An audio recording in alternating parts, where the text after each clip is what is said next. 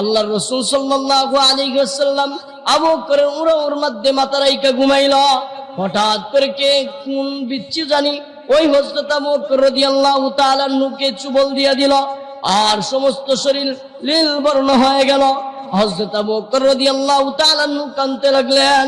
হযরত রাসূল সাল্লাল্লাহু আলাইহি ওয়াসাল্লামের চেহারা মুবারকে যখন ওই পানি পড়িয়া যায়, এমন সময় রাসূল সাল্লাল্লাহু আলাইহি ওয়াসাল্লাম ঘুম থেকে জাগ্রত হইল, আর দেখলো হযরত আবু বকর রাদিয়াল্লাহু তাআলা কাঁদতেছেন। বলে, ও আবু বকর, তুমি কেন কান্না করতেছো? বলে, রাসূল, ওই গর্তের মধ্যে হাত দিয়ে পা দিয়ে আমি ডাইকা দিলাম, এই গর্ত থেকে আমাকে চুবল মারলো। রাসূল সাল্লাল্লাহু আলাইহি ওয়াসাল্লামের মুখের লালা নিয়া ওই জায়গায় লাগাইয়া দিল। হযরত আবু বকর রাদিয়াল্লাহু তাআলা ভালো হয়ে গেল।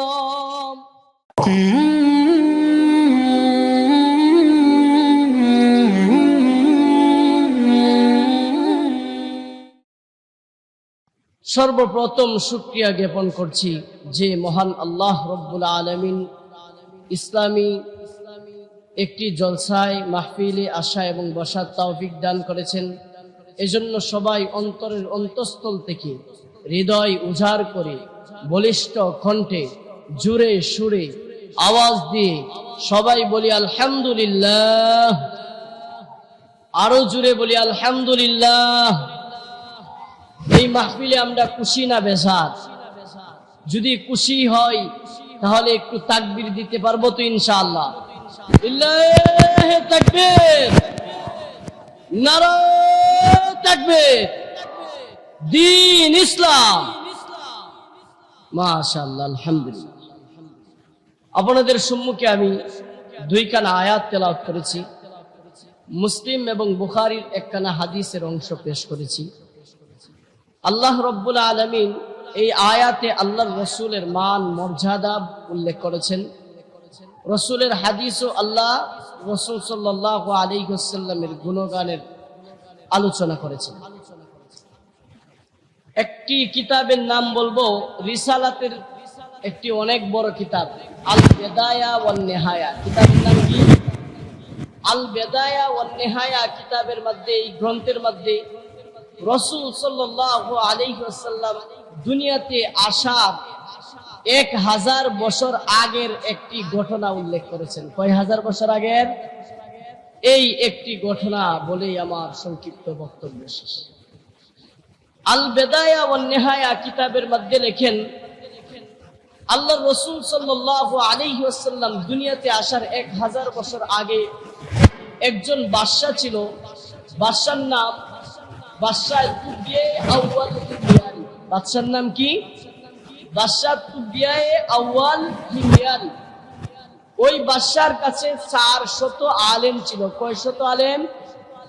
আমাদের রাষ্ট্রেও তো আলেম থাকে, বাদশার দরবারে থাকে না?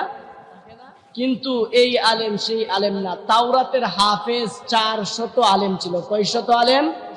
400 আলেম।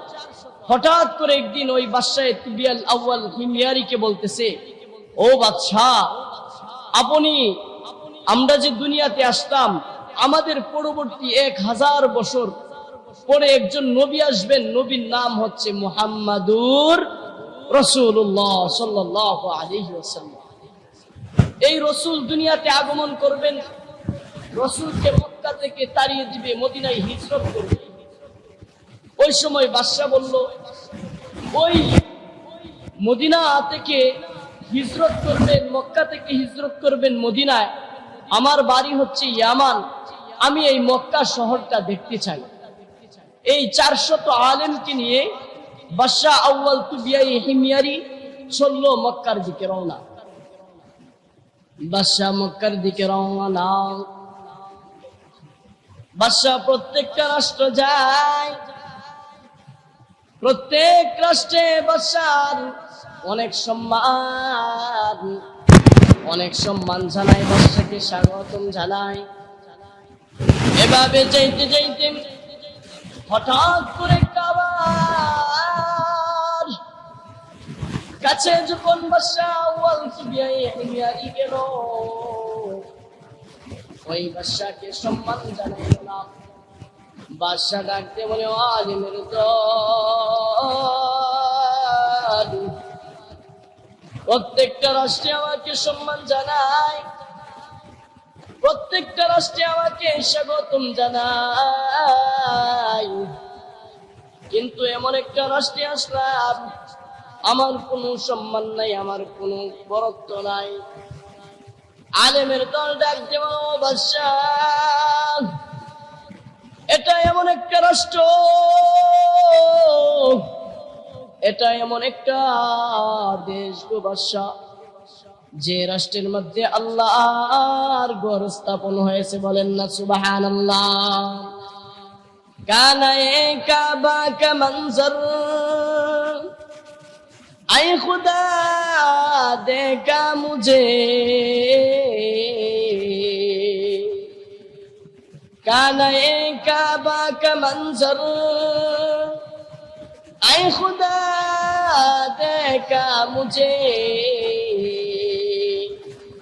मक्का शहरे मदीना देखने को दे मुझे, मक्का शहरे मदीना देखने को दे मुझे। अल्लाहु আকবার। কে কে মক্কা দেখতে চান হাত উঠাইয়া বলেন, মালিক আপনার মক্কায় আমি যেতে চাই, আপনার মক্কা দেখতে চাই।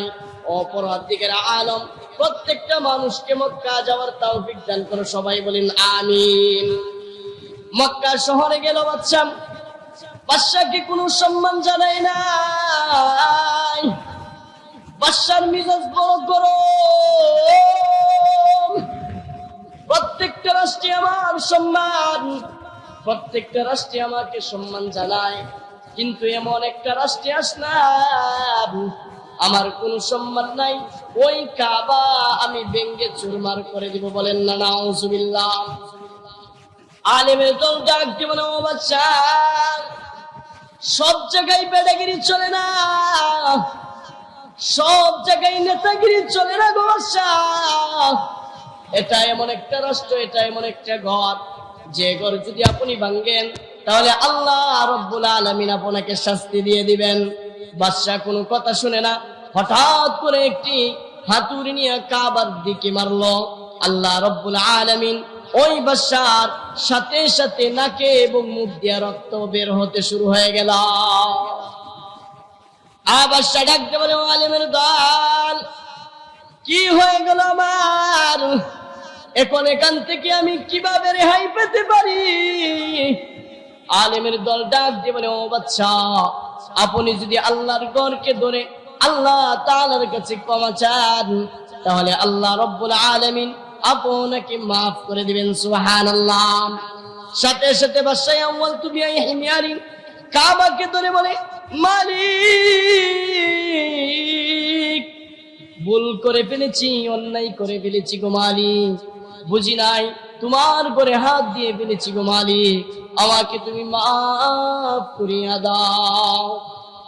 আল্লাহ রাব্বুল আলামিন সাথে সাথে বাদশা আউয়াল তুবিয়া হিমিয়ারিকে maaf করে দিল, সুবহানাল্লাহ। ওই সময় বাদশা বলতেছে, আমি ওই কাবার জন্য একটা কিছু করতে চাই। কাবা শরীফের যে এখন যে গিলাফটা আছে, ওই গিলাফটা বাদশা আউয়াল তুবিয়া হিমিয়ারি ওই কাবা শরীফে দান করলেন, সুবহানাল্লাহ। এখান থেকে বাদশা বলেন, ও আলেমের দল, চলো না মদিনায় যাই, যে মদিনা থেকে আমার মায়ের নবীকে মেরে মেরে মক্কায় পাঠাইয়া দিবে। সমস্ত আলেমদেরকে নিয়ে মদিনার দিকে রওনা হয়ে গেল। ওই সময় হঠাৎ করে ইয়ামান যখন এলো, হঠাৎ করে যখন মদিনার দিকে রওনা, মদিনার কাছে যখন গেল 400 আলেম হঠাৎ করে বৈশা গেল। ওই সময় বাদশা ডাকতে বলে, আলেমের দল, তোরা কেন ওই জায়গায় বৈশা গেলি? ওই সময় বাদশাকে ডাকতে বলে, ও বাদশা, তাওরাত কিতাবের মধ্যে যে লেখা দেখলাম, যে নমুনা দেখলাম, ওই জায়গাটাই হলো এই মদিনা। আমরা যাব না গো বাদশা, আমরা যাব না, আমরা ওই জায়গায় থেকে যাব। আমাদের মৃত্যু হয়ে যাবে, আমাদের কবর হবে। নবী যখন আগমন করবেন, নবী যখন এই জায়গা দিয়ে হাইটা যাইবেন, হাঁটার আওয়াজগুলো আমরা কবরে শুয়া শুয়া শুনবো। সুবহানাল্লাহ। বাদশা বলে, ও আলেমের দল, তোদের ঘর নাই, বাড়ি নাই, তোরা কেমন ভাবে এই জায়গায় থাকবি? আচ্ছা ঠিক আছে, তোদের জন্য 400 ঘর বানায় দিই। বাদশা 400 ঘর বানায় দিল, আর একটা ঘর এক্সট্রা বানাইল। আলেম ডাকতে হলো, বাদশা ওই ঘরটা কার জন্য বানাইলেন? বাদশা ডাকতে বলে, ও আলেমের দল, ওই ঘরটা আমার পয়গম্বর সাল্লাল্লাহু আলাইহি ওয়াসাল্লামের জন্য বানাইলাম। সুবহানাল্লাহ। আলেম রাজবে বলে, ও বাদশা, নবীজি আসবেন, আরো অনেক বছর পরে নবীজি আসবেন, ওই ঘর কিভাবে নবীজি পাইবেন গো বাদশা? বলে, হ্যাঁ ঠিক আছে, আমি তোমাদের কাছে ওই ঘরের একটা চাবি রাইখা যাই, আর একটা চিঠি আমি তোমাদের কাছে রাইখা যাই। ওই চিঠিটা তোমার সন্তানদেরকে দিবা, আর ওই সন্তানদেরকে ওসিয়ত কইয়া যাইবা। ওই সন্তানরা যখন মারা যাবে, ওই মারা যাওয়ার আগে তাদের সন্তানকে ওসিয়ত করে যাবে। ওই সন্তানরাও যখন মারা যাবে, এর আগে তাদের সন্তানদেরকে ওসিয়ত করবে। এমন ভাবে ওসিয়ত করতে করতে গো আলেমের দল, নবী পর্যন্ত আমার ওই চাবি এবং ওই চিঠিটা পাওয়া যাইবে। এমন ভাবে বাদশা ওই 400 ঘর বানাইল, আর একটা ঘর মুহাম্মদুর রাসূলুল্লাহ সাল্লাল্লাহু আলাইহি ওয়াসাল্লামের জন্য বানাইল। নবীজি যখন দুনিয়াতে আগমন, আমার মায়ের নবী রাহমাতুল লিল আলামিন, এমন নবী আমিনা ডাকতে বলে, ও মহিলার দল, দুনিয়ার মায়েরা যখন পেটের সন্তান গর্ভে ধারণ করে, মহিলাদের মাথা ব্যথা হয়, মহিলাদের মাথা ঘুরায়, মহিলাদের প্রসব ব্যথা হয়, মহিলাদের কষ্ট হয়। কিন্তু আমি আমেনা কোনো কষ্ট হইল না, আমি আমেনার কোনো মাথা ব্যথা নাই, আমি আমেনার কোনো মাথা ঘুরান্তি নাই, আমি আমেনার কোনো প্রসব ব্যথা বেদনাও আমার হয় নাই। সুবহানাল্লাহ। নবীজি দুনিয়াতে আসলেন, এক এক করে দিন কাটতেছে, দিন কাটতেছে। নবীজি দুনিয়াতে আসার আগে নবীজির বাবা ইন্তিকাল করছেন, বাবা চলে গেছেন। কিছুদিন পরে তার মা দুনিয়া থেকে বিদায়। নবীজির মা যাওয়ার পর নবীজির চাচা আবু তালিবের কাছে বড় হইতে লাগলো। এমন বলে হঠাৎ করে যখন আল্লাহর রাসূল সাল্লাল্লাহু আলাইহি ওয়াসাল্লামের 40 বছর হয়ে গেল, আল্লাহ রাব্বুল আলামিন নবীজিকে যখন নবুয়ত দান করলেন, আর ওই সময় মদিনার মক্কার মানুষদেরকে ডাক দিয়ে বলে, ও মক্কার মানুষের দল, আমি যদি তোমাদেরকে বলি ওই পাহাড়ের পিছে তোমাদের জন্য শুক্র দাঁড়ায় আছে, তাহলে কি তোমরা বিশ্বাস করবে? বলে, হ্যাঁ আমরা বিশ্বাস করবো গো নবী। বলে, আমার উপর কুরআন নাযিল হয়েছে, আমি বলতেছি তোমরা আল্লাহ তাআলার ইবাদত করো, বলো লা ইলাহা ইল্লাল্লাহু মুহাম্মাদুর রাসূলুল্লাহ। নবীজির বিপক্ষে হয়ে গেল। নবীজির নাম ছিল আল আমিন। নবীজি হলো অত্যন্ত বিশ্বাসী লোক, অত্যন্ত বিশ্বাসী লোক। ওই সময় নবীজির জন্য সমস্ত মহিলারা আয়েশা সমস্ত গয়না তার কাছে জমা রাখত, টাকা পয়সা জমা রাখত। যখন এই নবীজি ওই সময় ইসলামের দাওয়াত দেন, ওই সময় নবীজিকে আর কেউ দেখতে পারে না। বলে, নবীজি পাগল হয়ে গেছে, নবীজি পাগল থেকে তাড়াইয়া দাও। নবীজিকে যখন রাখতে চায় না, নবীজিকে যখন রাখতে চায় না, এমন সময় মক্কার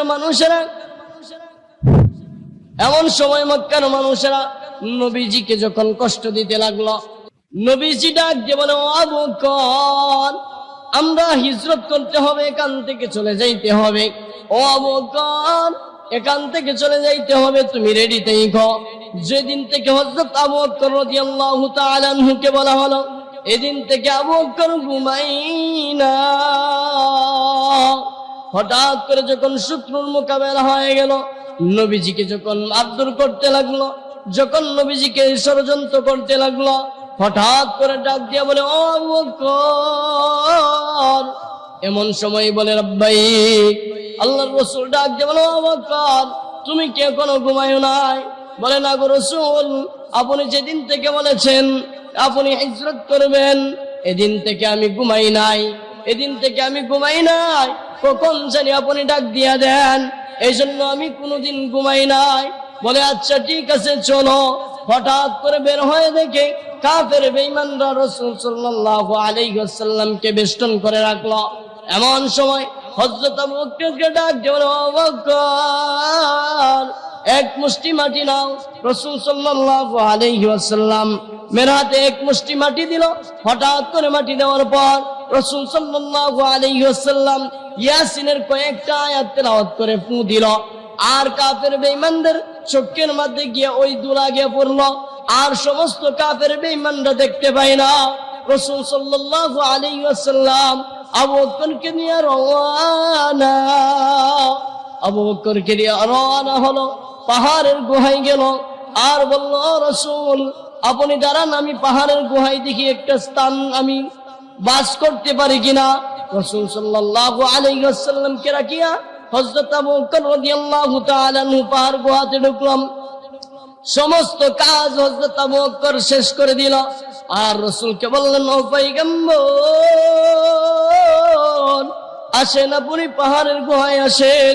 যখন রাসূল সাল্লাল্লাহু আলাইহি ওয়াসাল্লাম পাহাড়ের গুহায় গেলেন, এমন সময় দেখা যায় কয়েকটা ছিদ্রি। আবু বকর সাল্লাল্লাহু আলাইহি ওয়াসাল্লাম আবু বকর ওই সময় ওই ছিদ্রগুলা বন্ধ করতেছে। হঠাৎ করে একটা ছিদ্র থাকলো, এটা পা দিয়া হযরত আবু বকর রাদিয়াল্লাহু তাআলা আনহু বন্ধ করে দিল। আল্লাহর রাসূল সাল্লাল্লাহু আলাইহি ওয়াসাল্লাম আবু বকরের উড়োর মধ্যে মাথা রাইখা ঘুমাইল। হঠাৎ করে কে কোন বিচ্ছু জানি ওই হযরত আবু বকর রাদিয়াল্লাহু তাআলা আনহুকে চুবল দিয়া দিল। আর সমস্ত শরীর নীল বর্ণ হয়ে গেল। হযরত আবু বকর রাদিয়াল্লাহু তাআলা আনহু কাঁদতে লাগলেন। হযরত রাসূল সাল্লাল্লাহু আলাইহি ওয়াসাল্লামের চেহারা মুবারকে যখন ওই পানি পড়িয়া যায়, এমন সময় রাসূল সাল্লাল্লাহু আলাইহি ওয়াসাল্লাম ঘুম থেকে জাগ্রত হইল। আর দেখলো হযরত আবু বকর রাদিয়াল্লাহু তাআলা আনহু কাঁদতেছেন। বলে, ও আবু বকর, তুমি কেন কান্না করতেছো? বলে, রাসূল ওই গর্তের মধ্যে হাত দিয়ে পা দিয়ে আমি ডাইকা দিলাম, এই গর্ত থেকে আমাকে চুবল মারলো। রাসূল সাল্লাল্লাহু আলাইহি ওয়াসাল্লামের মুখের লালা নিয়া ওই জায়গায় লাগাইয়া দিল। হযরত আবু বকর রাদিয়াল্লাহু তাআলা ভালো হয়ে গেল। ওই সময় রাসূল সাল্লাল্লাহু আলাইহি ওয়াসাল্লাম বলেন, ও বিচ্ছু, তুমি কি চিনো না আমি নবীজির সহপাঠী হযরত আবু বকর? ওই সময় বিচ্ছু ডাক দিয়ে বলে, ও পয়গম্বর, আমি তো চিনি, কিন্তু রাসূল আমি জানলাম আপনি আসবেন আমার এই গুহায়, এজন্য শত শত বছর ধরে আপনাকে দেখার জন্য আমি পাগল। আপনাকে দেখার জন্য ওই গর্তে আমি স্থান নিলাম গো নবী। আর আপনার সাহাবী প্রত্যেকটা গর্ত বন্ধ করিয়া দেয়। এই গর্ত যখন বন্ধ করে অপর গর্তে আমি যাই, অপর গর্তটাও বন্ধ করিয়া দেয়। এমন ভাবে বন্ধ করতে করতে সমস্ত গর্ত বন্ধ করিয়া দিল। যখন লাস্ট মুহূর্তে একটা গর্ত ছিল, ওই গর্ত যখন আমি দেখতে চাই, ওই গর্তটাও আপনার সাহাবী আবু বকর রাদিয়াল্লাহু তাআলা আনহু বন্ধ করিয়া দিল। এই জন্য রাসূল আমি আবু বকরকে চুবুল মারিয়া দিলাম।